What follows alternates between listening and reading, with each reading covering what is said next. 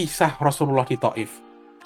Bapak Ibu sekalian, kalau tadi Fatu Makkah memaafkan saat menang, maka di Taif ini memaafkan saat sedang paling terluka. Mungkin Bapak Ibu yang sudah umroh, sudah haji tahu Taif di sebelah mana ya? Di sebelah barat daya kalau nggak, atau agak ke selatan gitu. Mungkin sudah hafal ya. Nah, Rasulullah SAW pergi ke Taif bukan buat mencari dunia. Ini ya perlu dicatat. Beliau pergi untuk berdakwah di Taif, untuk menyelamatkan manusia. Tapi apa yang beliau dapatkan? Beliau malah mendapatkan apa? Penolakan, cemoohan. Dan bukan cuma itu. Anak-anak kecil disuruh melempari batu. Bayangin, beliau berjalan keluar kota.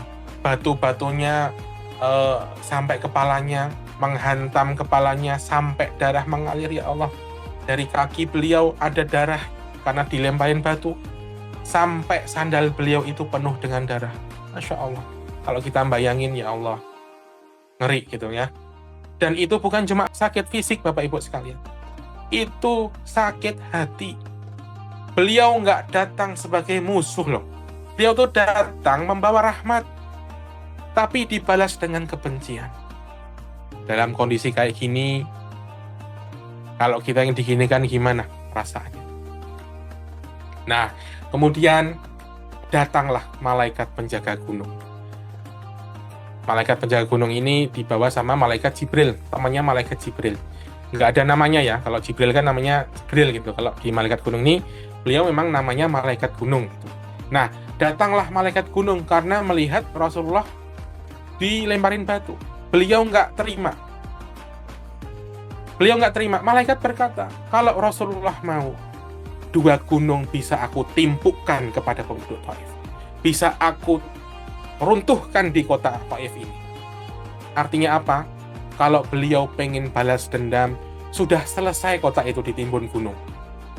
Karena dibelain langsung sama malaikat. Sudah selesai kota itu. Nggak tersisa, nggak bisa kita datengin sekarang mungkin ya. Coba jujur Bapak Ibu sekalian. Kalau kita dihina sedikit aja, kadang langsung panas. Kalau kita diperlakukan tidak adil, langsung pengen bales.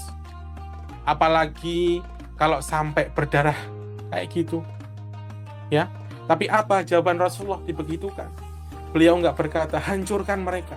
Beliau nggak berkata, ini sudah keterlaluan, ayo timbuk mereka pakai gunung. Nggak bilang seperti itu. Beliau justru bilang, jangan. Aku berharap dari keturunan mereka akan lahir orang-orang yang menyembah Allah. Allahu Akbar. Beliau nggak cuma nahan marah ini loh.